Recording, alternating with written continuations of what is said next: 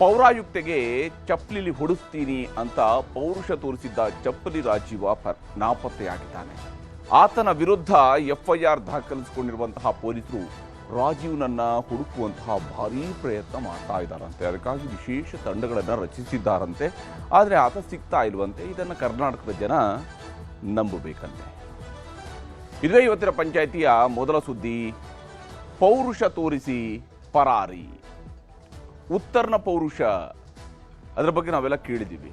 ಹಾಗೆಯೇ ನನ್ನ ಒಳ್ಳೆತನ ನೋಡಿದ್ದೀರಿ, ನನ್ನ ಕೆಟ್ಟತನ ನೋಡಿಲ್ಲ, ನಾನು ಮತ್ತೆ ಮನುಷ್ಯ ಆಗಿರೋದಿಲ್ಲ, ಬೆಂಕಿ ಹಚ್ಚಿಸ್ತೀನಿ, ಚಪ್ಪಲಿಲಿ ಹೊಡೆಸ್ತೀನಿ, ಈ ರೀತಿಯೆಲ್ಲ ಪೌರುಷ ತೋರಿಸಿದಂತಹ ರಾಜೀವ್ ಗೌಡ ಪರಾರಿಯಾಗಿದ್ದಾನೆ. ಪೊಲೀಸರು ಆತನನ್ನು ಹುಡುಕ್ತಾ ಇದ್ದಾರೆ. ಎಷ್ಟು ಹುಡುಕ್ತಾ ಇದ್ದಾರೆ ಅಂತ ಹೇಳಿದ್ರೆ ಆತ ಸಿಗದಷ್ಟು ಹುಡುಕ್ತಾ ಇದ್ದಾರೆ. ಸರ್ಕಾರ ಕಾಂಗ್ರೆಸ್ನದಿದೆ. ಪೌರಾಯುಕ್ತೆಗೆ ಬೈದಿರ್ತಕ್ಕಂತಹ ವ್ಯಕ್ತಿ ಕಾಂಗ್ರೆಸ್ನ ಮುಖಂಡ. ಆದರೆ ಆತ ಸದ್ಯಕ್ಕೆ ನಾಪತ್ತೆಯಾಗಿದೆ. ಒಂದು ಕಡೆಯಲ್ಲಿ ನಾನು ಹಾಗೆಲ್ಲ ಹೇಳಿಲ್ಲ, ಆ ಥರ ಹೇಳಿಲ್ಲ, ಈ ಥರ ಹೇಳಿಲ್ಲ ಅಂತ ಹೇಳುವಂಥ ಸಮಜಾಯಿಷಿಗಳನ್ನು ಕೊಡ್ತಾನೆ. ಮತ್ತೊಂದು ಕಡೆಯಲ್ಲಿ ನಿಜಕ್ಕೂ ಕೂಡ ಕಾನೂನು ಪಾಲನೆ ಮಾಡತಕ್ಕಂತಹ ವ್ಯಕ್ತಿಗಳಾಗಿದ್ದರೆ ಮೊದಲು ಇಂತಹ ಪ್ರಕರಣವನ್ನು ಧೈರ್ಯವಾಗಿ ಎದುರಿಸುವಂತಹ ಪ್ರಯತ್ನವನ್ನು ಮಾಡಬೇಕಿತ್ತು. ಅದು ಬಿಟ್ಟು ಪರಾರಿ ಆಗೋದಲ್ಲ, ಅಡುಗೆ ಕೂತ್ಕೊಳ್ಳೋದಲ್ಲ. ಕಾನೂನು ಅವಕಾಶಗಳಿದ್ದಾವೆ ನಿಜ, ಹಾಗೆಂತೇಳಿ ಇಂತಹ ಪ್ರಕರಣಗಳು ನಡೆದಾಗ ಅದನ್ನು ಎದುರಿಸುವಂತಹ ಎದಿಗಾರಿಕೆಯನ್ನು ತೋರಿಸಬೇಕಾಗಿರುತ್ತೆ ಒಬ್ಬ ರಾಜಕೀಯದಲ್ಲಿರ್ತಕ್ಕಂಥ ಮುಖಂಡನ ಧರ್ಮ. ಅದು ಆತನ ಕರ್ತವ್ಯ. ಅದು ಇಲ್ಲದೆ ಹೋದರೆ ಆತ ರಾಜಕೀಯಕ್ಕೆ ಲಾಯಕ್ಕಲ್ಲ ಅಂತ ಹೇಳುವಂಥದ್ದರ ತೋರಿಕೆ ಇದು. ಆ ರೀತಿಯಾಗಿ ರಾಜೀವ್ ಪರಾರಿಯಾಗಿದ್ದಾನೆ. ಇದರ ಸುತ್ತಲೂ ಸಹಜವಾಗಿಯೇ ಸರ್ಕಾರದ ವಿರುದ್ಧ ಆಕ್ರೋಶ ಪ್ರತಿಪಕ್ಷಗಳಿಂದ ವ್ಯಕ್ತವಾಗ್ತಾ ಇದೆ. ಹಾಗೆಯೇ ಮತ್ತೊಂದು ಕಡೆ ಪ್ರತಿಭಟನೆಗಳು ನಡೀತಾ ಇದ್ದಾವೆ. ಯಾವ ಸ್ವರೂಪದಲ್ಲಿ ಇವರು ಹುಡುಕ್ತಾ ಇದ್ದಾರೆ, ಏನಾಗ್ತಾ ಇದೆ ಈ ಪ್ರಕರಣದಲ್ಲಿ ಅನ್ನೋದನ್ನು ನಿಮಗೆ ವಿವರವಾದಂತಹ ಒಂದು ವರದಿ ಮೂಲಕವಾಗಿ ತೋರಿಸ್ತೀನಿ ಇವತ್ತಿನ ಪಂಚಾಯಿತಿಯ ಮೊದಲ ಸುದ್ದಿಯಲ್ಲಿ. ಇನ್ನು ಇವತ್ತಿನ ಪಂಚಾಯಿತಿಯ ಎರಡನೇ ಸುದ್ದಿ, ಮತ್ತೊಂದು ಕುಮಾರ ಪರ್ವ. ಕುಮಾರಸ್ವಾಮಿಯವರು ಮತ್ತೆ ರಾಜ್ಯ ರಾಜಕಾರಣಕ್ಕೆ ಬರುವ ಬಗ್ಗೆ ಈಗಲೇ ಯೋಚನೆಯನ್ನು ಆರಂಭಿಸಿದ್ದಾರೆ. ಹಾಗಂತ ಅವರೇನು ಪೂರ್ತಿ ರಾಷ್ಟ್ರ ರಾಜಕೀಯಕ್ಕೂ ಕೂಡ ಹೋಗಿಲ್ಲ. ಯಾಕಂದರೆ ಈಗಲೂ JDSಗೆ ರಾಜ್ಯಾಧ್ಯಕ್ಷ HD ಕುಮಾರಸ್ವಾಮಿ ಅವರೇ. ಇಲ್ಲೂ ಒಂದು ಕಾಲಿಟ್ಟುಕೊಂಡು ಒಂದು ಕಾಲನ್ನು ಕೇಂದ್ರ ಸರ್ಕಾರದಲ್ಲಿ ಮಂತ್ರಿ ಆಗೋದ್ರ ಮೂಲಕವಾಗಿ ಅಲ್ಲೂ ಕೂಡ ಇಟ್ಕೊಂಡಿದ್ದಾರೆ ಕುಮಾರಸ್ವಾಮಿಯವರು. ಈಗ ಕುಮಾರಸ್ವಾಮಿಯವರಿಗೆ ಮತ್ತೆ ರಾಜ್ಯ ರಾಜಕಾರಣಕ್ಕೆ ಮರಳಿ ಬರುವಂತಹ ಆಸೆ ಚಿಗುರೊಡೆದಿದೆ. ಸಕಾಲಕ್ಕಾಗಿ ಅವರು ಕಾಯ್ತಾ ಇದ್ದಾರೆ. ರಾಜ್ಯದ ಸರ್ಕಾರದ ಆಡಳಿತದ ಬಗ್ಗೆ ಅವರು ಗಮನಿಸ್ತಾ ಇದ್ದಾರಂತೆ. ಅದನ್ನೆಲ್ಲ ಗಮನಿಸಿ ಯಾವಾಗ ರಾಜ್ಯ ರಾಜಕಾರಣಕ್ಕೆ ಮರಳಬೇಕು ಅನ್ನೋದನ್ನು ಯೋಚಿಸ್ತಾ ಇದ್ದಾರಂತೆ. ಹಾಗಾದರೆ ಯಾವ ಕಾರಣಕ್ಕಾಗಿ, ಯಾವ ಉದ್ದೇಶಕ್ಕಾಗಿ ಈಗ ಇನ್ನೂ ಕರ್ನಾಟಕದಲ್ಲಿ 2.5 ವರ್ಷ ಇದೆ ಸರ್ಕಾರವನ್ನು ನಡೆಸೋದಕ್ಕೆ. ಅವರು ಕೇಂದ್ರದಲ್ಲಿ ಮಂತ್ರಿಯಾಗಿ ಈಗಷ್ಟೇ 1.5 ವರ್ಷ ಆಗಿದೆ. ಅಷ್ಟು ಬೇಗನೆ ಕರ್ನಾಟಕಕ್ಕೆ ಬರುವಂಥ ಆಸೆ ಯಾಕಾಯಿತು ಅದನ್ನು ವಿವರಿಸ್ತೀನಿ ಇವತ್ತಿನ ಪಂಚಾಯಿತಿಯ ಎರಡನೇ ಸುದ್ದಿಯಲ್ಲಿ.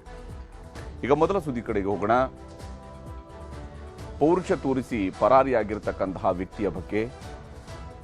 ನಿಜಕ್ಕೂ ಒಬ್ಬ ಅಧಿಕಾರಿಗೆ, ಒಬ್ಬ ಸಾರ್ವಜನಿಕ ಜೀವನದಲ್ಲಿರ್ತಕ್ಕಂತಹ ವ್ಯಕ್ತಿ ಯಾವ ರೀತಿಯಾಗಿ ಮಾತನಾಡಬೇಕು, ಯಾವ ಸ್ವರೂಪದಲ್ಲಿ ಪ್ರಶ್ನಿಸಬೇಕು. ಈಗ ಅಧಿಕಾರಿಗಳನ್ನು ಪ್ರಶ್ನಿಸಬಾರ್ದು ಅಂತ ಹೇಳಿ ಅಲ್ಲ, ಪ್ರಶ್ನಿಸೋದಕ್ಕೊಂದು ವಿಧಾನ ಇದೆ, ರೀತಿ ನೀತಿ ಅನ್ನುವಂಥದ್ದಿದೆ.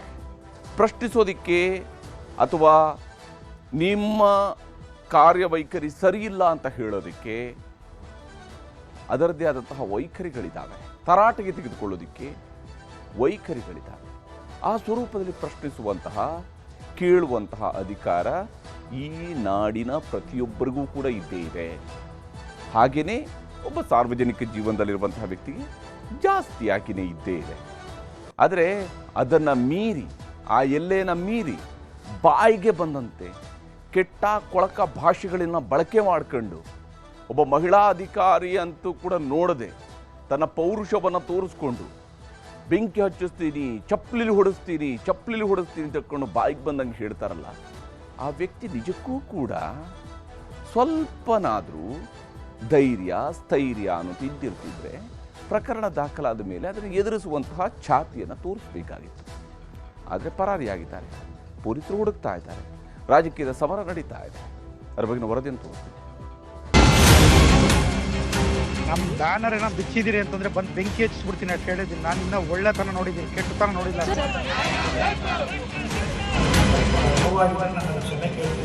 ಆ ಕ್ಷಣೆ ಕೇಳಿದ್ರು ಕೂಡ ಅವ್ರ ಮೇಲೆ ಕೇಸ್ ರಿಜಿಸ್ಟರ್ ಆದರೆ ಅವ್ರ ಮೇಲೆ ಕಾರ್ಯವಾಹಿ ಮಾಡಿ ಅವ್ರನ್ನ ಅರೆಸ್ಟ್ ಮಾಡೋದು ನಾವು ಮಾತಾಡೋದು ಸರಿ ಇಲ್ಲ. ಪಕ್ಷಕ್ಕೆ ಮುಜುಗರ ಅಂತ ತರುವಂಥದ್ದು ಕೆಲಸ ಮಾಡ್ತಾ ಇದ್ದಾರೆ. ಅವರು ಮಾತನಾಡಿರೋದು ಸರಿಯಲ್ಲ, ಅದನ್ನ ಸಮರ್ಥನೆ ಮಾಡ್ಕೊಳ್ಳೋದು ಕೂಡ ತಪ್ಪಾಗುತ್ತೆ. ಇದು ಸರ್ಕಾರ ಸರಿ ಇಲ್ಲದೆ ಇದ್ರೆ ಇವೆಲ್ಲ ಅಧಿಕಾರದ ದರ್ಪ ಯಾರನ್ನ ಹೇಗಾದ್ರೂ ಆಡೋ ಥರ ಮಾಡಿಸ್ಬಿಡುತ್ತೆ.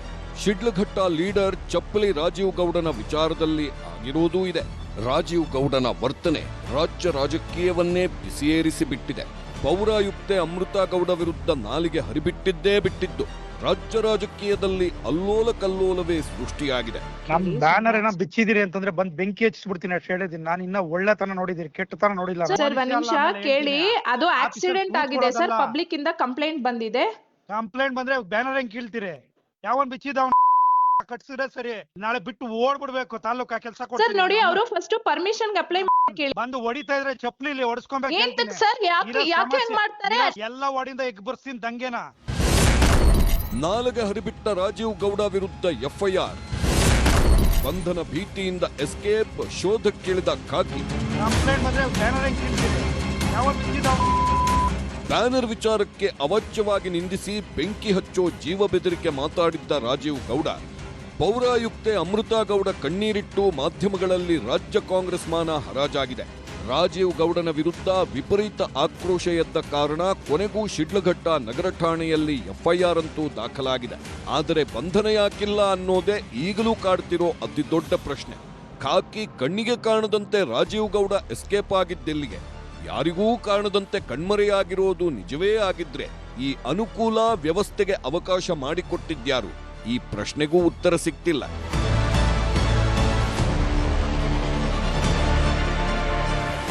ಅಮೃತಾ ಗೌಡ ದೂರಿನ ಮೇರೆಗೆ ದೌರ್ಜನ್ಯ, ಬೆದರಿಕೆ, ಸರ್ಕಾರಿ ಕೆಲಸಕ್ಕೆ ಅಡ್ಡಿ ಆರೋಪದಡಿ ಎಫ್ಐಆರ್ ದಾಖಲಾಗಿದೆ. ಪ್ರಕರಣದಲ್ಲಿ ರಾಜೀವ್ ಮೊದಲನೇ ಆರೋಪಿಯಾಗಿದ್ದಾನೆ. ಚಿಕ್ಕಬಳ್ಳಾಪುರ ಜಿಲ್ಲೆಯಲ್ಲಿ ಅಷ್ಟೇ ಅಲ್ಲದೆ ರಾಜ್ಯದ ಮೂಲೆ ಮೂಲೆಯಲ್ಲಿಯೂ ರಾಜೀವ್ ಗೌಡ ಬಂಧನಕ್ಕೆ ಅಭಿಯಾನಗಳು ಶುರುವಾಗುತ್ತಿವೆ. ಇತ್ತ ಪೊಲೀಸ್ ಠಾಣೆಯಲ್ಲಿ ಪ್ರಕರಣ ದಾಖಲಾಗುತ್ತಿದ್ದಂತೆ ರಾಜೀವ್ ಗೌಡ ಯಾರ ಕೈಗೂ ಸಿಗದೆ ಮೊಬೈಲ್ ಸ್ವಿಚ್ ಆಫ್ ಮಾಡಿ ಎಸ್ಕೇಪ್ ಆಗಿದ್ದಾನೆ. ಆದರೆ ಪೊಲೀಸರು ಮಾತ್ರ ರಾಜಕೀಯ ಒತ್ತಡದಿಂದಲೋ ಅಥವಾ ಇನ್ಯಾವುದೋ ಕಾರಣಕ್ಕೋ ಆತನನ್ನ ಈವರೆಗೂ ಬಂಧಿಸಿಲ್ಲ. ಇದು ಜನರ ಸಿಟ್ಟನ್ನ ನೆತ್ತಿಗೇರುವಂತೆ ಮಾಡಿದೆ. ಜಿಲ್ಲಾ ಉಸ್ತುವಾರಿ ಸಚಿವರಿಗೂ ರಾಜೀವ್ ಬೆದರಿಕೆ. ಚಿಕ್ಕಬಳ್ಳಾಪುರ ಜಿಲ್ಲೆಯಲ್ಲಿ ಸಾಲು ಸಾಲು ಪುಂಡಾಟ. ಪೌರಾಯುಕ್ತೆ ಮೇಲೆ ರಾಜೀವ್ ಗೌಡ ದರ್ಪ ತೋರಿರೋದು ಇದು ಮೊದಲ ಪ್ರಕರಣವೇನೂ ಅಲ್ಲ. ಈ ಹಿಂದೆಯೂ ಹಲವು ಬಾರಿ ತಮ್ಮ ದೌರ್ಜನ್ಯ ಮತ್ತು ದುಷ್ಟತನ ತೋರಿಸಿರೋದು ಬೆಳಕಿಗೆ ಬಂದಿದೆ. ಶಿಡ್ಲಘಟ್ಟ ತಹಶೀಲ್ದಾರ್ ಗಗನ ಸಿಂಧು ಅವರಿಗೂ ಕಡತವೊಂದರ ವಿಲೇವಾರಿ ವಿಚಾರದಲ್ಲಿ ರಾಜೀವ್ ಗೌಡ ಕರೆ ಮಾಡಿ ಬೆದರಿಕೆ ಹಾಕಿದ್ನಂತೆ.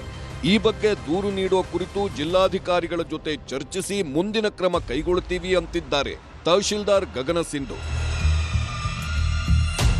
ಇನ್ನು ಕಳೆದ ಭಾನುವಾರ ಜಿಲ್ಲಾ ಕಾಂಗ್ರೆಸ್ ಕಚೇರಿಯಲ್ಲಿ ಚಿಮುಲ್ ಚುನಾವಣೆ ವಿಚಾರಕ್ಕೆ ಜಿಲ್ಲಾ ಉಸ್ತುವಾರಿ ಸಚಿವ ಡಾಕ್ಟರ್ ಎಂಸಿ ಸುಧಾಕರ್ಗೂ ವಾರ್ನಿಂಗ್ ಕೊಟ್ಟಿದ್ದನಂತೆ. ಸದ್ಯ ಈ ವಿಡಿಯೋ ವೈರಲ್ ಆಗಿದೆ. ಜಿಲ್ಲಾ ಉಸ್ತುವಾರಿ ಮಂತ್ರಿಗಳಿರ್ತಾರೆ, ಎಲ್ಲ ಕೂತ್ಕೊಂಡು ಹೇಳ್ತಾರೆ ಹೇಗೆ ಕ್ಯಾಂಡಿಡೇಟ್ ಅಂತ, ಇಲ್ಲಿ ಬರಬೇಕು ಇಲ್ಲ ಇಲ್ಲಿ ಕರೆದಿಟ್ಟು ಮೀಟಿಂಗ್ ಮಾಡಬೇಕು, ಯಾರಾಗಿರಲಿ ಕ್ಯಾಂಡಿಡೇಟ್ ಹೇಳ್ಬೇಕು. ಈಗ ಶಶಿಧರ್ ಮುನಿಯಪ್ಪರು ಇರ್ಬೋದು, ಎಲ್ಲ ಕೂತ್ಕೊಂತಾರೆ ನಾನ್ ಕ್ಯಾಂಡಿಡೇಟ್ ಅಂತಾರೆ, ಬೇಡ ಈಗ ಹೇಳಿದ್ವಿ ಎಲ್ಲ ಕಡೆ ಸೇರ್ಕೊಂಡು ಈ ರೀತಿ ಕೂತ್ಕೊಂಡು ಯಾರೋ ತೀರ್ಮಾನ ಮಾಡಿದ್ರೆ. ಪ್ರಕರಣ ದಾಖಲಾಗಿ 24 ಗಂಟೆಗಳು ಕಳೆಯುತ್ತಿದ್ರು ಪೊಲೀಸ್ ಇಲಾಖೆ ಮಾತ್ರ ರಾಜೀವ್ ಬಂಧನಕ್ಕೆ ಮುಂದಾಗದೇ ಇರುವುದು ಈಗ ರಾಜಕೀಯದಲ್ಲಿ ದೊಡ್ಡ ಚರ್ಚೆ ಶುರುವಾಗಿದೆ. ಮತ್ತೊಂದೆಡೆ ತನ್ನ ಶಿಷ್ಯನನ್ನ ಉಳಿಸಿಕೊಳ್ಳಲು ಸಚಿವ ಕೆಎಚ್ ಮುನಿಯಪ್ಪ ಸಾಫ್ಟ್ ಕಾರ್ನರ್ ತೋರ್ತಿರೋ ರೀತಿ ಇದೆ. ಅಮೃತಾ ಗೌಡ ರೀತಿಯೇ ತಮಗೂ ಒಬ್ಬ ಹೆಣ್ಣು ಮಗಳಿದ್ದಾಳೆ, ಅವರೂ ಕೂಡ ಸಾರ್ವಜನಿಕ ಜೀವನದಲ್ಲಿದ್ದಾರೆ ಅನ್ನೋದನ್ನೇ ಮರೆತಂತೆ ಮಾತಾಡಿರೋ ಮಿನಿಸ್ಟರ್ ಮುನಿಯಪ್ಪ ರಾಜೀವ್ ಗೌಡ ಪ್ರಭೂತಿ ಅನ್ನೋ ರೀತಿ ತಿಪ್ಪೆ ಸಾರಿಸಿದ್ದಾರೆ. ರಾಜೀವ್ ಗೌಡರು ಸೌಮ್ಯ ಸ್ವಭಾವದವರು ನನ್ನ ಜೊತೆಯಲ್ಲಿ ಸುಮಾರು 10 ವರ್ಷ ಹತ್ತತ್ರ ಇದ್ದಾರೆ. ಇಂಥ ಎಮೋಷನ್ ಆಗಬಾರ್ದಾಗಿ ಒಬ್ಬ ರಾಜಕೀಯ ವ್ಯಕ್ತಿ ಶಾಂತಿಯಿಂದ ಇರಬೇಕು ಮತ್ತು ಅಧಿಕಾರಿಗಳನ್ನ ಆ ರೀತಿ ಮಾತಾಡಿದ್ದು ಸರಿ ಇಲ್ಲ ಅಂತ. ರಾಜೀವ್ ಗೌಡ ಹುಚ್ಚಾಟ ಕಾಂಗ್ರೆಸ್ಗೆ ಮುಜುಗರ. ಉಚ್ಚಾಟನೆಗೆ ಒತ್ತಾಯ ಕೆಪಿಸಿಸಿಯಿಂದ ನೋಟಿಸ್. ರಾಜೀವ್ ಗೌಡ ದುರ್ವರ್ತನೆ ಖುದ್ದು ಕಾಂಗ್ರೆಸ್ ನಾಯಕರಿಗೆ ಮುಜುಗರ ತಂದಿಟ್ಟಿದೆ. ಹೀಗಾಗಿ ಚಿಕ್ಕಬಳ್ಳಾಪುರದ ಮಾಜಿ ಸಚಿವ ವಿ ಮುನಿಯಪ್ಪ ಮನೆಯಲ್ಲಿ ತುರ್ತು ಸಭೆ ಕೂಡ ನಡೆಸಲಾಯಿತು. ಈ ವೇಳೆ ರಾಜೀವ್ನನ್ನ ಪಕ್ಷದಿಂದ ಉಚ್ಚಾಟನೆ ಮಾಡುವಂತೆ ಒತ್ತಾಯ ಜೋರಾಗಿತ್ತು. ಭಾಳಷ್ಟು ಮುಜುಗರ ಆಗಿದೆ, ಬೇಸರ. ಕಳೆದ 2 ದಿನಗಳಿಂದನೂ ಸಹ ರಾಜ್ಯಾದ್ಯಂತ ಈ ಸುದ್ದಿ ಒಂದು ರೀತಿ ದೊಡ್ಡ ಮಟ್ಟದಲ್ಲಿ ಪ್ರಚಾರ ತಂದು ಕೊಡ್ತಾರಂಥದ್ದು ಭಾಳಷ್ಟು ನೋವು ತರ್ತಾ ಇದೆ. ಒಬ್ಬ ಮಹಿಳಾ ಅಧಿಕಾರಿ ನಿಟ್ಟಿನಲ್ಲಿ ನೋವು ತಿಂತಾರಂಥದ್ದನ್ನು ನಾವೆಲ್ಲ ಗಮನಿಸಿದಾಗ ಭಾಳಷ್ಟು ಬೇಸರ ಆಗ್ತಾ ಇದೆ. ಅವರು ಈ ಥರ ನಡ್ಕೊತಾರೆ ಅಂತ ನಾವು ಯಾವತ್ತೂ ಅಂದ್ಕೊಂಡಿಲ್ಲ. ಯಾಕಂದರೆ ಎಲ್ಲೋ ಒಂದು ಹತ್ರ ಪಕ್ಷಕ್ಕೆ ಮುಜುಗರ ಅಂತ ತರೋವಂಥದ್ದು ಕೆಲಸ ಮಾಡ್ತಾ ಇದ್ದಾರೆ ಅವರು. ಅದನ್ನು ಮಾಡಬಾರ್ದು ಅಂತಲೂ ಕೂಡ ನಾವು ಮಾಡಿರೋದಕ್ಕೆ ನಾವೆಲ್ಲ ಕಾರ್ಯಕರ್ತರ ಪರವಾಗಿ ನಾವು ಎಲ್ಲ ಕಾಮನ್ ಪಬ್ಲಿಕ್ ಹಾಗೂ ಗೌರ್ಮೆಂಟ್ ಸರ್ವೆಂಟ್ಸಿಗೆ ನಾವು ಕ್ಷಮೆ ಯಾಚಿಸ್ತಾ ಇದ್ದೀವಿ. ಯಾರೇ ಆಗ್ಬೋದು, ಒಂದು ಪಬ್ಲಿಕ್ ಸರ್ವಿಸಲ್ಲಿರೋಂಥವ್ರು ಸ್ವಲ್ಪ ಅವ್ರ ಜವಾಬ್ದಾರಿಯತೆ ಒಂದು ಸ್ಥಾನದಲ್ಲಿ ಇದ್ಕೊಂಡು ಜವಾಬ್ದಾರಿಯಾಗಿ ಮಾತಾಡಬೇಕು. ಯಾಕಂದರೆ ಅವರು ಇಲ್ಲಿರೋಂಥ ಆಫೀಸರ್ಸ್ ಯಾರೇ ಆಗ್ಬೋದು, ಅವರು ಗೌರ್ಮೆಂಟ್ ಸರ್ವೆಂಟ್ಸ್ ಅಂತ ನಾವು ಕರಿತೀವಿ. ಅವರು ಇವತ್ತು ಇರ್ತಾರೆ, ನಾಳೆ ಮತ್ತೆ ಬೇರೆ ಕಡೆ ಹೋಗ್ತಾರೆ. ಅವ್ರ ಕೆಲಸ ಏನಿದ್ರು ಅವರ ಬುಕ್ನಲ್ಲಿ ಇರೋಂಥ ಮೆನ್ಷನ್ ಮಾಡಿರ್ತಾರೆ, ರೂಲ್ಸ್ ಪ್ರಕಾರ ಇರುತ್ತೆ ಅದು. ಅದನ್ನು ನಾವು ಅರ್ಥ ಮಾಡ್ಕೊಂಡು ಅವ್ರಿಗೆ ಯಾವ ಥರ ನಾವು ಕನ್ವಿನ್ಸ್ ಮಾಡಬೇಕು ಅಥವಾ ರಿಕ್ವೆಸ್ಟ್ ಮಾಡಬೇಕು ಅಥವಾ ಇನ್ಯಾವ ಥರ ಮಾತಾಡ್ಬೋದಾ ಅನ್ನೋ ಥರ ನಾವು ರೂಲ್ಸ್ ಪ್ರಕಾರನೋ ಅಥವಾ ಎಲ್ಲೋ ಒಂದು ಹತ್ರ ರಿಕ್ವೆಸ್ಟ್ ಮಾಡಿ ಸ್ವಲ್ಪ ಏನಾದ್ರು ಹೆಚ್ಚು ಕಡಿಮೆ ಆದಾಗ ಅಡ್ಜಸ್ಟ್ ಮಾಡ್ಕೊಳ್ಳಿ ಅನ್ನೋ ಥರ ರಿಕ್ವೆಸ್ಟ್. ಶಿಡ್ಲಘಟ್ಟ ಬ್ಯಾನರ್ ಗಲಾಟೆಯಿಂದ ಕಾಂಗ್ರೆಸ್ಗೆ ಮುಜುಗರವಾಗಿದ್ದು, ರಾಜೀವ್ ಆಡಿಯೋ ಬಗ್ಗೆ ಕಾಂಗ್ರೆಸ್ ನಾಯಕರಲ್ಲೇ ಬೇಸರ ವ್ಯಕ್ತವಾಗಿದೆ. ಪಕ್ಷದಿಂದಲೇ ರಾಜೀವ್ ಉಚ್ಚಾಟಿಸಲು ಕೆಪಿಸಿಸಿ ಚಿಂತನೆ ನಡೆಸಿದ್ದು, ವಿಶೇಷ ಅಧಿವೇಶನದಲ್ಲಿ ಪ್ರಸ್ತಾಪಿಸಲು ವಿಪಕ್ಷಗಳು ಪ್ಲಾನ್ ಮಾಡಿಕೊಂಡಿವೆ. ಹೀಗಾಗಿ ಡ್ಯಾಮೇಜ್ ಕಂಟ್ರೋಲ್ಗೆ ರಾಜ್ಯ ಕಾಂಗ್ರೆಸ್ ಮುಂದಾಗಿದ್ದು, ತನಿಖೆಯಲ್ಲಿ ಯಾರೂ ಹಸ್ತಕ್ಷೇಪ ಮಾಡದಂತೆ ಸಿಎಂ ಸೂಚನೆ ನೀಡಿದ್ದಾರಂತೆ. ಅಲ್ಲದೆ ಪ್ರಕರಣದಿಂದ ಸಿಎಂ ಹಾಗೂ ಡಿಸಿಎಂ ಅಂತರ ಕಾಯ್ದುಕೊಂಡಿದ್ದಾರೆ. ರಾಜೀವ್ ಗೌಡ ಇರ್ಬೋದು, ಯಾರೇ ಇರ್ಬೋದು, nobody is above the law. ಅವರು ಮಾತನಾಡಿರೋದು ಸರಿಯಲ್ಲ, ಅದನ್ನು ಸಮರ್ಥನೆ ಮಾಡ್ಕೊಳ್ಳೋದು ಕೂಡ ತಪ್ಪಾಗುತ್ತೆ. ಯಾರಿಗೂ ಕೂಡ ಕಾನೂನಿನಲ್ಲಿರ್ಬೋದು, ಸಂವಿಧಾನದಲ್ಲಿರ್ಬೋದು, ಬೇರೆಯವರನ್ನು ನಿಂದಿಸೋದಾಗಲಿ ಅವಾಚ್ಯ ಶಬ್ದದಲ್ಲಿ ಮಾತಾಡೋದಾಗಲಿ ಅವ್ರಿಗೆ ಯಾರಿಗೂ ಹಕ್ಕಿಲ್ಲ. What ever it is wrong. And ಈಗಾಗಲೇ ಪಾರ್ಟಿ ಪ್ರೆಸಿಡೆಂಟ್ ಅವರು ಹೇಳಿದ್ದಾರೆ, ಅದಕ್ಕೆ ಕ್ರಮ ತಗೋತಾರೆ. ನಿರ್ದಾಕ್ಷಿಣ್ಯವಾಗಿ ಕ್ರಮ. ಯಾರ ಮಹಿಳೆಯರಿಗೆ ಇಂಥ ಘಟನೆ ಮಾಡ್ತಾರೆ, ಯಾರೇ ಇರಲಿ, ಅವನು ಎಷ್ಟು ದೊಡ್ಡ ವ್ಯಕ್ತಿ ಇರಲಿ, ಆದರೆ ನಿನ್ನೆ ನನಗೆ ಮಾಹಿತಿ ಪ್ರಕಾರ ಅವ್ರು ಕೂಡಲೇ ಅವನು ಕ್ಷಮಾಪಣೆ ಕೇಳಿದಂಥ ಮಾತು ಸಿಕ್ಕಿದೆ. ನಾನು ಕ್ಷಮೆ ಕಾಂಗ್ರೆಸ್ ಅಂತಲ್ಲ, ಯಾರೇ ಇರಲಿ ಅವನು ಕ್ಷಮೆ ಕೇಳಿದಾನೆ. ಆ ಕ್ಷಮೆ ಕೇಳಿದ್ರು ಕೂಡ ಅವ್ರ ಮೇಲೆ ಕೇಸ್ ರಿಜಿಸ್ಟರ್ ಆದರೆ ಅವ್ರ ಮೇಲೆ ಕಾರ್ಯವಾಹಿ ಮಾಡಬೇಕು, ಅವ್ರನ್ನ ಅರೆಸ್ಟ್ ಮಾಡಬೇಕಂತ ನಾವು ಒತ್ತಾಯ ಮಾಡ್ತೀವಿ. ಈ ಎಲ್ಲ ಬೆಳವಣಿಗೆಗಳ ಬೆನ್ನಲ್ಲೇ ಎಚ್ಚೆತ್ತ ಕೆಪಿಸಿಸಿ ರಾಜ್ಯ ಘಟಕ ರಾಜೀವ್ ಗೌಡಗೆ ಕಾರಣ ಕೇಳಿ ನೋಟಿಸ್ ಜಾರಿ ಮಾಡಿದೆ. ತಮ್ಮ ಮಾತಿನಿಂದ ಪಕ್ಷಕ್ಕೆ ಮುಜುಗರವಾಗಿದ್ದು 1 ವಾರದಲ್ಲಿ ಉತ್ತರಿಸಬೇಕು, ಇಲ್ಲದಿದ್ದರೆ ಶಿಸ್ತು ಸಮಿತಿ ವಿಚಾರಣೆಗೆ ಶಿಫಾರಸು ಮಾಡಲಾಗುವುದು ಅಂತ ಕೆಪಿಸಿಸಿ ಕಾರ್ಯಾಧ್ಯಕ್ಷ ಜಿಸಿ ಚಂದ್ರಶೇಖರ್ ಎಚ್ಚರಿಕೆಯ ನೋಟಿಸು ನೀಡಿದ್ದಾರೆ. ಸರ್ಕಾರದ ವಿರುದ್ಧ ರಾಜೀವ್ ಗೌಡ ಬ್ರಹ್ಮಾಸ್ತ್ರ. ಸಿಎಂ ಡಿಸಿಎಂ ವಿರುದ್ಧ ಮುಗಿಬಿದ್ದ ವಿಪಕ್ಷಗಳು. ಇನ್ನು ಸರ್ಕಾರದ ವಿರುದ್ಧ ವಿಪಕ್ಷಗಳಿಗೆ ಸಾಲು ಸಾಲು ಅಸ್ತ್ರಗಳು ಸಿಗುತ್ತಲೇ ಇವೆ. ಬಳ್ಳಾರಿಯ ಬ್ಯಾನರ್ ಗಲಾಟೆ ವಿಚಾರದಲ್ಲೇ ಈಗಾಗಲೇ ಸರ್ಕಾರ ಇಕ್ಕಟ್ಟಿಗೆ ಸಿಲುಕಿತ್ತು. ಹೋದಲ್ಲಿ ಬಂದಲ್ಲಿ ಸರ್ಕಾರವನ್ನ ವಿಪಕ್ಷಗಳು ತರಾಟೆಗೆ ತೆಗೆದುಕೊಳ್ಳುತ್ತಿದ್ವು. ಇದೀಗ ಬಿಜೆಪಿ ಮತ್ತು ಜೆಡಿಎಸ್ಗೆ ರಾಜೀವ್ ಗೌಡ ಪ್ರಕರಣ ಮತ್ತೊಂದು ಬ್ರಹ್ಮಾಸ್ತ್ರವಾಗಿ ಪರಿಣಮಿಸಿದೆ. ಈ ಬಗ್ಗೆ ಎಐ ವಿಡಿಯೋ ರಿಲೀಸ್ ಮಾಡಿರೋ ಜೆಡಿಎಸ್ ನಾಯಕರು ಸಿಎಂ ಮತ್ತು ಡಿಸಿಎಂ ಅವರನ್ನ ಲೇವಡಿ ಮಾಡಿದ್ದಾರೆ. ನಾನು ಯಾರು ಗೊತ್ತಾ? ಶಿಡ್ಲಘಟ್ಟ ಕಾಂಗ್ರೆಸ್ ಮುಖಂಡ. ನನ್ ಬ್ಯಾನರೇ ತಗ್ಸ್ತೀಯ, ಬೆಂಕಿ ಹಾಕಿ ಸುಟ್ ಹಾಕ್ತೀನಿ, ಚಪ್ಪಲಿಯಲ್ಲಿ ಹೊಡಿಸ್ತೀನಿ, ಕಾರ್ಯಕರ್ತರನ್ನು ಕರೆಸಿ ದಂಗೆ ಎಬ್ಬಿಸ್ತೀನಿ. ಇವತ್ತು ಈ ಸರ್ಕಾರ ಬಂದ ನಂತರ ಅಧಿಕಾರಿಗಳ ಮೇಲೆ ದೌರ್ಜನ್ಯ ಮಾಡ್ತಕ್ಕಂಥದ್ದು ಭಾಳ ಜಾಸ್ತಿ ಆಗಿದೆ.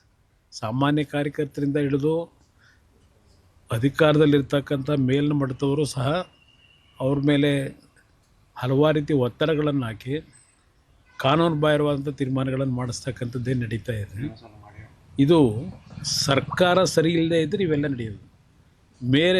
ಮೇಟಿ ಸರಿಯಾಗಿದ್ದರೆ ಇದ್ಯಾವುದೂ ಆಗೋದಿಲ್ಲ ಅನ್ನೋದು ನನ್ನ ಅಭಿಪ್ರಾಯ. ಸ್ವಾತಂತ್ರ್ಯ ಬಂದ ಮೇಲೆ ಕರ್ನಾಟಕದಲ್ಲಿ ಯಾವತ್ತೂ ಕೂಡ ಇಂಥ ಒಂದು ಭಯಾನಕ ವಾತಾವರಣ ಯಾವಲೂ ಕೂಡ ಸೃಷ್ಟಿಯಾಗಿದ್ದಿಲ್ಲ. ಅಂದರೆ ಈ ರೀತಿ ಕಾರ್ಯಾಂಗ ಹೆದರಿಸ್ಕೊಂಡು ಧಮಕಿ ಹಾಕ್ಕೊಂಡು ಈ ರೀತಿಯಂಥ ಒಂದು ಕೆಲಸ ಇವತ್ತೇನು ಕರ್ನಾಟಕದಲ್ಲಿ ನಡೀತಾ ಇದೆ. ಇನ್ನಾದರೂ ಕೂಡ ಈ ಸಂಕ್ರಾಂತಿ ಹಬ್ಬದ ಸಂದರ್ಭದಲ್ಲಿ ಸಂಕಲ್ಪ ಮಾಡಲಿ. ಇನ್ನು ಉಳಿದಂಥ ಇವ್ರಿಗೆ 2.5 ವರ್ಷ 100 ಆಮೇಲೆ ಮತ್ತೇನು ಜನ ಏನು ಆಶೀರ್ವಾದನ ಮಾಡಲ್ಲ. ಮಾಡಿದಂಥ ಒಂದು ತಪ್ಪಿಗೆ ಪಶ್ಚಾತ್ತಾಪವನ್ನು ಕೂಡ ವ್ಯಕ್ತಪಡಿಸ್ತಾ ಇದ್ದಾರೆ. ಈ ರಾಜ್ಯದಲ್ಲಿ ಕಾನೂನು ಸುವ್ಯವಸ್ಥೆ ಸಂಪೂರ್ಣ ಹದಗೆಟ್ಟೋಗಿದೆ. ಗೃಹ ಸಚಿವರಿಗೆ ಪೊಲೀಸರ ಮೇಲೆ ನಿಯಂತ್ರಣ ಇಲ್ಲ. ಪೊಲೀಸರು ಇವತ್ತು ಎಲ್ಲ ಸಮಾಜಘಾತಕ ಶಕ್ತಿಗಳು ಪೊಲೀಸ್ ಸ್ಟೇಷನ್ ನಡೆಸ್ತಾ ಇದ್ದಾವೆ. ಪೊಲೀಸ್ ಸ್ಟೇಷನ್ ಕಲೆಕ್ಷನ್ ಸೆಂಟರ್ ಆಗಿದೆ. ಹೀಗಾಗಿ ಯಾರ ಭಯನೂ ಯಾರಿಗಿಲ್ಲ. ಕಾಂಗ್ರೆಸ್ ನಾಯಕರು ತಮ್ಮ ಸ್ವಂತ ಸರ್ಕಾರ ಅಂತ ತಿಳ್ಕೊಂಡಿದ್ದಾರೆ. ಹೀಗಾಗಿ ಮನಸೋ ಇಚ್ಚಿ ತಮ್ಮ ಘನತೆ ಗೌರವವನ್ನು ಮೀರಿ ಅತ್ಯಂತ ಕೀಳು ಮಟ್ಟದ ಭಾಷೆಯನ್ನು ಅಧಿಕಾರಿಗಳು ಬಳಸ್ತಾ ಇದ್ದಾರೆ. ಸಿದ್ದರಾಮಯ್ಯನವರಿಗೆ ಆ ಸಂಸ್ಕಾರ ಇಲ್ವಲ್ರಿ. ಅವರೇ ಒಬ್ಬ ಕೇಂದ್ರ ಸಚಿವೇನ ಎಂತೋಳ ಅವಳು ಅಂತ ಹೇಳ್ತಾರೆ. ನಮ್ಮಲ್ಲಿ ಭಾರತೀಯ ಸಂಸ್ಕೃತಿಯಲ್ಲಿ ಈ ಥರ ಮಹಿಳೆಯರನ್ನ ಇಷ್ಟು ತುಚ್ಛವಾಗಿ ಕರೆಯೋಂಥದ್ದು ನಾನಂತೂ ನೋಡಲಿಲ್ಲ. ಹಾಗೆ ಒಂದು ಪಬ್ಲಿಕ್ ಆಗಿ ಈ ಥರ ಒಂದು ಕರೆದ್ರು. ಇನ್ನು ಅವ್ರ ಪಾರ್ಟಿನಲ್ಲಿ ಒಬ್ಬ ಪುಡಾರಿ ಇದನ್ನಲ್ಲ, ಅವನು ಜಮೀರ್ ಅವ್ರನ್ನ ಮೆಚ್ಚಿಸ್ಲಿಕ್ಕೆ, ಅವ್ರ ಮಗನ ಮೆಚ್ಚಿಸ್ಲಿಕ್ಕೆ, ಇನ್ನೇನೋ ಕಾಂಟ್ರಾಕ್ಟ್ ತೊಗೊಳಕ್ಕೆ ಅವನು ಈ ಥರ ಮಾತಾಡೋದಲ್ಲೇ ಇರ್ತಾನೆ. ಫಸ್ಟ್ ಸಿದ್ದರಾಮಯ್ಯನವರು ಅವರ ಬಾಯಿಯನ್ನು ಶುದ್ಧ ಮಾಡ್ಕೊಳ್ಬೇಕು. ಮುಖ್ಯಮಂತ್ರಿ ಬಾಯಿನೇ ಬಚ್ಚಲ ಮನೆ ಆಗೋಗಿದೆ. ಇನ್ನು ಕಾಂಗ್ರೆಸ್ಸಿನ ಪುಡಾರಿಗಳ ಬಾಯಿ ಸರಿ ಇರೋಕ್ಕೆ ಸಾಧ್ಯನಾ? ಅವರಿಂದಲೇ ಈ ಒಂದು ಚಿತಾವಣೆ ಸಿಗ್ತಾ ಇರುತ್ತೆ. ರಾಜೀವ್ ಗೌಡ ಮಾತಿನಿಂದ ಕಾಂಗ್ರೆಸ್ ನಾಯಕರಿಗೆ ಸಂಕಟ ಎದುರಾಗಿದೆ. ಈಗಾಗಲೇ ಬಳ್ಳಾರಿ ಬ್ಯಾನರ್ ವಿಚಾರದಲ್ಲಿ ಸರ್ಕಾರಕ್ಕೆ ಸಂಕಟ ಶುರುವಾಗಿತ್ತು. ಈ ಒತ್ತಡದಿಂದ ಹೊರಬರೋ ಮುನ್ನವೇ ಈಗಾಗಲೇ ಶಿಡ್ಲಘಟ್ಟ ರಾಜೀವ್ ಗೌಡ ಮತ್ತೊಂದು ಸಂಕಟ ತಂದಿಟ್ಟಿದ್ದಾನೆ. ಜನವರಿ 22ರಿಂದ ವಿಶೇಷ ಅಧಿವೇಶನ ಕೂಡ ಆರಂಭವಾಗ್ತಿದ್ದು, ಇದನ್ನೆಲ್ಲ ಅದು ಹೇಗೆ ಸರ್ಕಾರ ಸಮರ್ಥಿಸಿಕೊಳ್ಳುತ್ತೆ ಅನ್ನೋದನ್ನ ಕಾದು ನೋಡಬೇಕಿದೆ. Bureau report, news 18. ಇಲ್ಲಿ ಕಾಂಗ್ರೆಸ್ ನಾಯಕರುಗಳ ಪ್ರತಿಕ್ರಿಯೆಯನ್ನು ಗಮನಿಸಿದರೆ ಒಬ್ಬೊಬ್ರು ಹೇಳ್ತಾ ಇರುವಂತಹ ನೀತಿ ನಿಜಕ್ಕೂ ಕೂಡ ಏನು ಹೇಳಕ್ಕೆ ಹೊರಟಿದ್ದಾರೆ.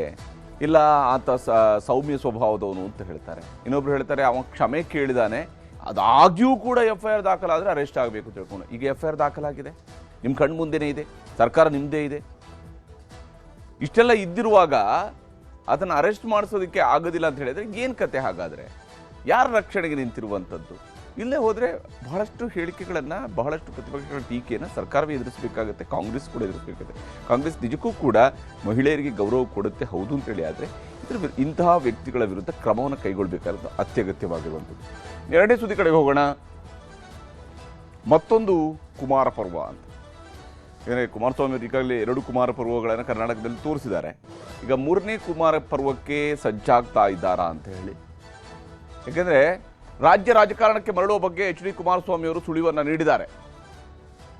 ಸಂಕ್ರಾಂತಿ ದಿನವೇ ರಾಜಕೀಯದ ಸಂಕ್ರಾಂತಿಯ ಸ್ವರೂಪದ ಒಂದು ಆಶ್ವಾಸನೆ, ಒಂದು ಮುನ್ಸೂಚನೆ ಕೇಂದ್ರ ಸಚಿವ ಕುಮಾರಸ್ವಾಮಿ ಅವರಿಂದ ಬಂದಿದೆ.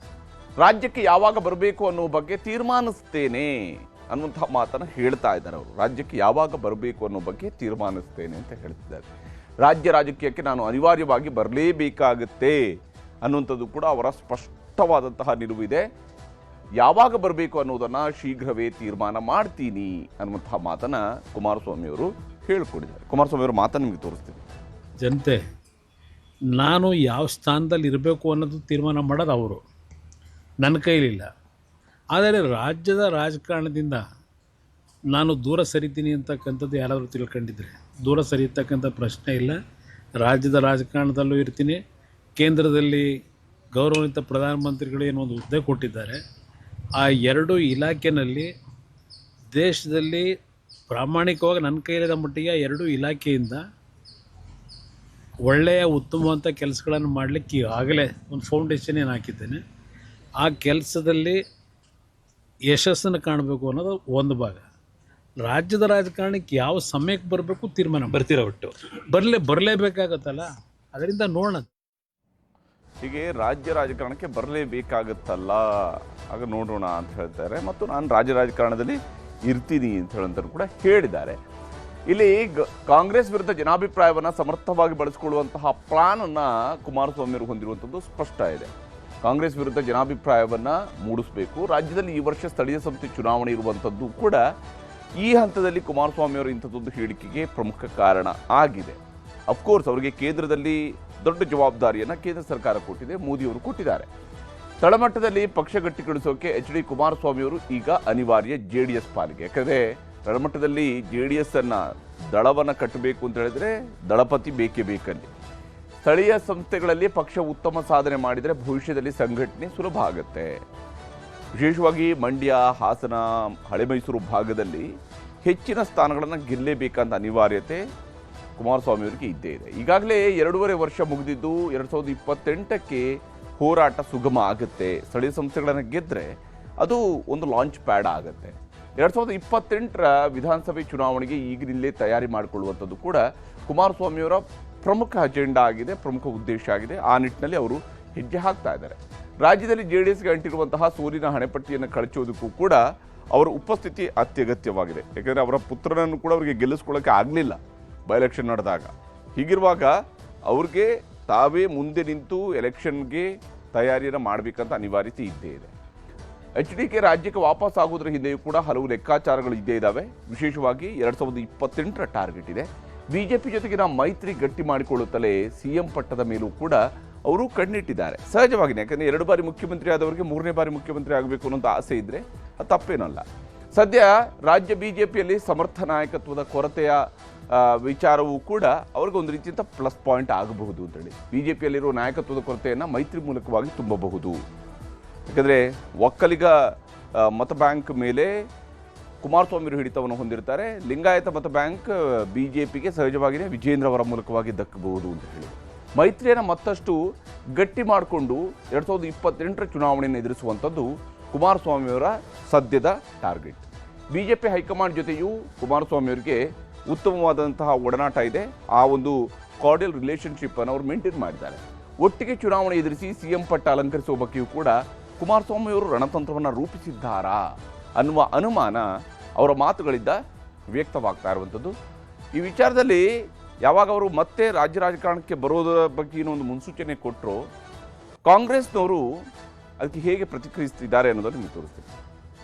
ಮಾಡಲಿ, ಯಾಕೆ ಕೇಂದ್ರದಲ್ಲಿ ಸ್ಥಾನಮಾನ ಕೊಡಲ್ಲ ಅಂತ? It is his wish. ನಾವು ಯಾಕೆ ಕಮೆಂಟ್ ಮಾಡಬೇಕು? ಅವರು ಪಂಚಾಯತ್ ಚುನಾವಣೆ ಮಾಡ್ತಾರ, ಪಾರ್ಲಿಮೆಂಟ್ ಚುನಾವಣೆ ಮಾಡ್ತಾರ, ಅದು ಅವರ it is his parties call and it is his personal choice. ಅದಕ್ಕೆ ನಮಗೇನು ಸಂಬಂಧ? ಇಲ್ಲಿ ಆಗಲೇ JDS ನಿರ್ಣಾಮ ಆಗ್ತಾ ಇದೆ. JDS ಪಕ್ಷವನ್ನು ಲೀಸಿಗೆ ಕೊಟ್ಬಿಟ್ಟಿದ್ದಾರೆ BJPಗೆ. ಈಗ ಅವ್ರ ಸಂಬಂಧಿಕರೇ ಹೋಗ್ಬಿಟ್ಟು BJP ಟಿಕೆಟ್ ತೊಗೊಂಡು ನಿಲ್ತಾರೆ ಅಂದರೆ ಆ ಪಕ್ಷ ಎಷ್ಟು ಮಟ್ಟಿಗೆ ಬೆಳೀತಾ ಇದೆ ಅಂತ ನೀವೇ ಯೋಚನೆ ಮಾಡಬೇಕಾಗುತ್ತೆ.